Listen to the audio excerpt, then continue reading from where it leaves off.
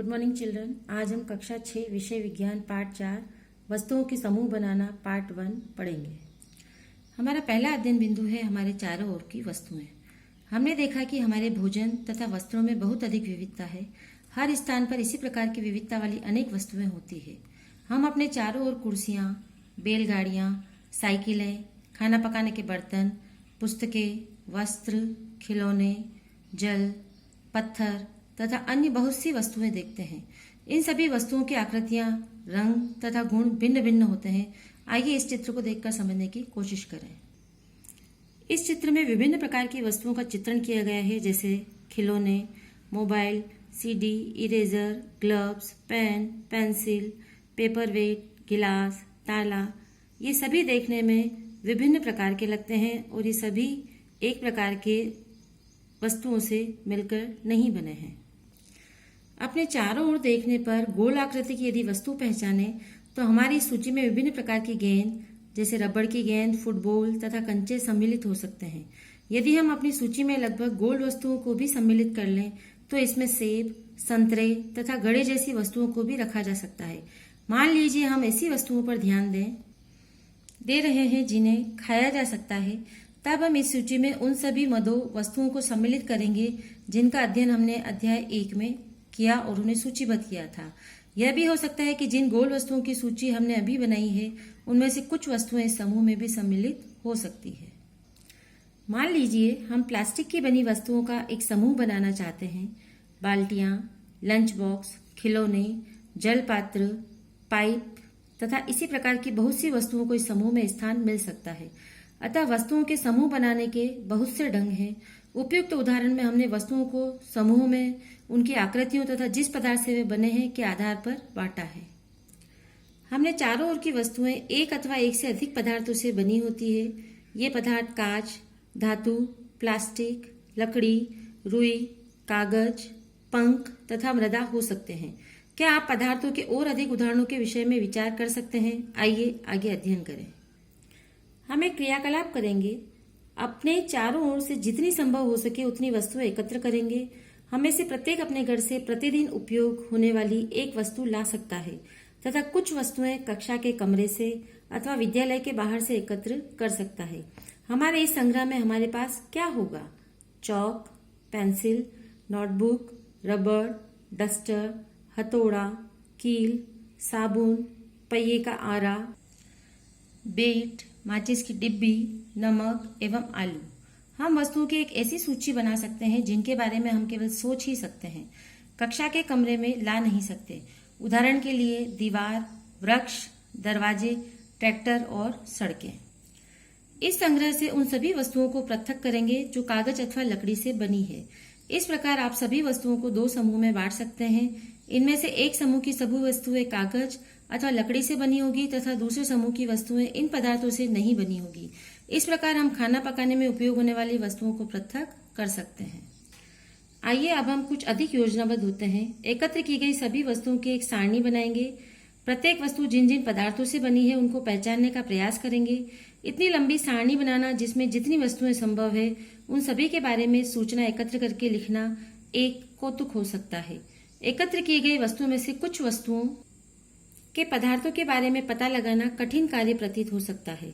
ऐसे प्रकरणों में पदार्थों की पहचान के लिए अपने मित्रों, शिक्षक तथा अभिभावकों से विचार विमर्श कर सकते हैं। यहाँ पर एक सारणी अंकित की गई है जिनमें वस्तुएं तथा पदार्थ जिनसे ये बनी है। उदाहरण के तौर पे वस्तु जैसे प्लेट, ये इस्पात, कांच, प्लास्टिक अन्य प्रकार से बन सकती है। उसी प्रकार से पेन प्लास्टिक या धातु से बना हुआ होता है। कुर्सी लकड़ी, प्लास्टिक, धातु आदि की बनी हुई हो सकती है। उसी प्रकार से खिलौने लकड़ी, कागज और प्लास्टिक आदि के बने हुए हो सकते हैं। एक अन्य क्रियाकलाप द्वारा हम इसे आगे समझने की कोशिश करेंगे। सारणी में हम कुछ सामान्य पदार्थों की सूची बनाएंगे। इसके अतिरिक्त अपनी जानकारी के और अधिक पदार्थ इस सारणी के कॉलम 1 में जोड़ देंगे। अब प्रयास करके अपनी जानकारी के दैनिक उपयोग में आने वाली उन वस्तुओं के बारे में विचार करेंगे जो मुख्यतः इन्हीं पदार्थों से बनी है और उन्हें कॉलम 2 में सूचीबद्ध करेंगे। इन सब सारणियों से हमें क्या पता चलता है? पहले हमने वस्तुओं को कई ढंग से समूह में रखा। इसके पश्चात हमने यह पाया कि हमारे चारों ओर की वस्तुएं विभिन्न पदार्थों से बनी हैं। कई बार तो कोई वस्तु एक ही पदार्थ से बनी होती है तो ऐसा भी होता है कि एक वस्तु कई पदार्थों से बनी हो सकती है और फिर एक ही पदार्थ के उपयोग से कई वस्तुएं बनाई जा सकती है। यह कैसे निश्चित किया जा सकता है कि किसी दी गई वस्तु को बनाने के लिए कौन सा पदार्थ उपयोग किया जाना चाहिए? ऐसा लगता है कि अभी हमें विभिन्न पदार्थों के बारे में और अधिक जानकारी प्राप्त करने की आवश्यकता है। यहाँ समान पदार्थ से बनी विभिन्न प्रकार की वस्तुओं की एक सारणी अंकित की गई है, जैसे लकड़ी, इससे कुर्सी, मेज, हल, बैलगाड़ी और इसके पहिए इत्यादि चीजें बनाई जा सकती है। उसी प्रकार से कागज, जिससे पुस्तकें, नोटबुक, समाचार पत्र, खिलौने, कैलेंडर आदि बनाए जा सकते हैं। उसी प्रकार से चमड़ा, जिससे बेल्ट, पर्स इत्यादि चीजें बनाई जा सकती है। प्लास्टिक, जिससे कुर्सी, मेज, पेन और प्लेट बनाई जा सकती है। रुई, जिससे वस्त्र, दरियां तथा चद्दर बनाए जा सकते हैं। उसी प्रकार से धातु, जिसमें लोहे का यदि हम उदाहरण लें तो उससे बर्तन, तार, कुर्सियां आदि बनाई जा सकती है। इस प्रकार हमने देखा कि इस सारणी में एक ही जो चीज है वो विभिन्न प्रकार की वस्तुएं निर्मित करती है। हमारा अगला अध्ययन बिंदु है पदार्थों के गुण। विभिन्न पदार्थ अलग अलग होते हैं और उनको उन्हें गुणों के आधार पर हम पहचान सकते हैं। क्या आपने कभी यह जानने का प्रयास किया है कि गिलास कपड़े का क्यों नहीं बनाया जाता? अध्याय 3 में हमने कपड़े के टुकड़ों के साथ जो प्रयोग हमने किया था उसे यदि हम याद करें तो ध्यान रखेंगे कि गिलास का उपयोग सामान्यतः द्रवों को रखने के लिए करते हैं। इसीलिए अब यदि हम कपड़े का गिलास बनाएं तो क्या हमारा कार्य काफी हास्यास्पद नहीं होगा? गिलास बनाने के लिए हमें कांच, प्लास्टिक, धातु अथवा ऐसा कोई पदार्थ चाहिए जो उसे रोक सके।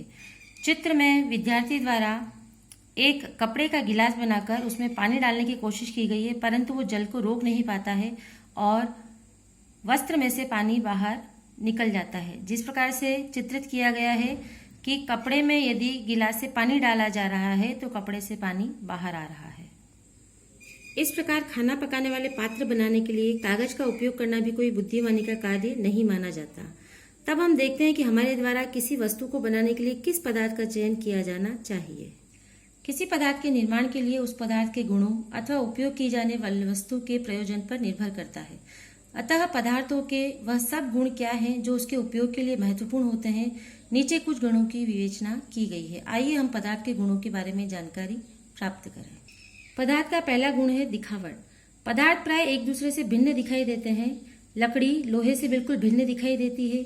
लोहा तांबे अथवा एल्यूमिनियम से भिन्न दिखाई पड़ता है, परंतु फिर भी लोहे, तांबे तथा एल्यूमिनियम में कुछ समानताएं हो सकती है जो लकड़ी में नहीं पाई जाती। इसके लिए हम एक क्रियाकलाप करेंगे। विभिन्न पदार्थों गत्ता, लकड़ी, तांबे का तार, एल्यूमिनियम की शीट और चौक के छोटे छोटे टुकड़े एकत्र करेंगे। क्या इनमें से कोई चमकीला दिखाई पड़ता है? चमकीले पदार्थों को एक समूह में पृथक करेंगे। अब जैसे ही शिक्षक प्रत्येक पदार्थ को 2 भागों में काटेंगे, ताजे कटे पृष्ठों को यदि हम ध्यान से देखें तो हम पाएंगे कि इन पदार्थों में से कुछ ताजे कटे पृष्ठ चमकीले हैं। इन वस्तुओं को भी चमकीले पदार्थ के समूह में सम्मिलित कर सकते हैं। अन्य पदार्थों को इसी प्रकार की चमक अथवा द्युति हम काट कर देख सकते हैं। जैसे भी संभव हो इन्हें किसी ढंग से काट कर ऐसा आप कक्षा में जितने भी पदार्थों के साथ कर सकते हैं। चित्र में कुछ धातुओं के टुकड़ों को उनकी द्युति देखने के लिए काटा गया है, जिसका चित्रण प्रदर्शित है।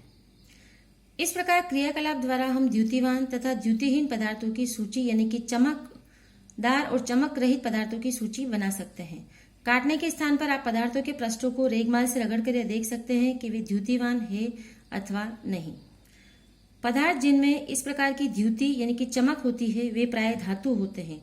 लोहा, तांबा, एल्यूमिनियम तथा सोना धातुओं के उदाहरण हैं। कुछ धातुएं बहुधा अपनी चमक खो देती है और द्युतिहीन यानी कि निष्प्रभ दिखाई देने लगती है। ऐसा उन पर वायु तथा नमी की अभिक्रियाओं के कारण होता है। इसलिए हमें केवल ताजे कटे पृष्ठों पर ही द्युति यानी कि चमक दिखाई देती है।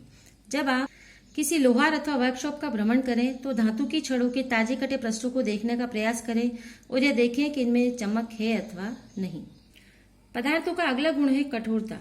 जब आप विभिन्न पदार्थों को अपने हाथों से दबाते हैं तो उनमें से कुछ को दबाना यानी कि संपीड़ित करना कठिन होता है, जबकि कुछ अन्य आसानी से संपीड़ित हो जाते हैं। धातु की एक चाबी लीजिए तथा इनमें से लकड़ी, एल्यूमिनियम, पत्थर का टुकड़ा, कील, मोमबत्ती, चौक, अन्य किसी पदार्थ अथवा वस्तु के पृष्ठों को खरोचने का प्रयास कीजिए। आप कुछ पदार्थों को आसानी से खरोच सकते हैं, जबकि कुछ अन्य पदार्थों इतनी आसानी से नहीं खरोचा जा सकता है। वे पदार्थ जिन्हें आसानी से संपीड़ित किया अथवा खरोचा जा सकता है कोमल पदार्थ कहलाते हैं, जबकि अन्य पदार्थ जिन्हें संपीड़ित करना कठिन होता है कठोर पदार्थ कहलाते हैं। उदाहरण के लिए रुई अथवा स्पंज कोमल है जबकि लकड़ी कठोर है।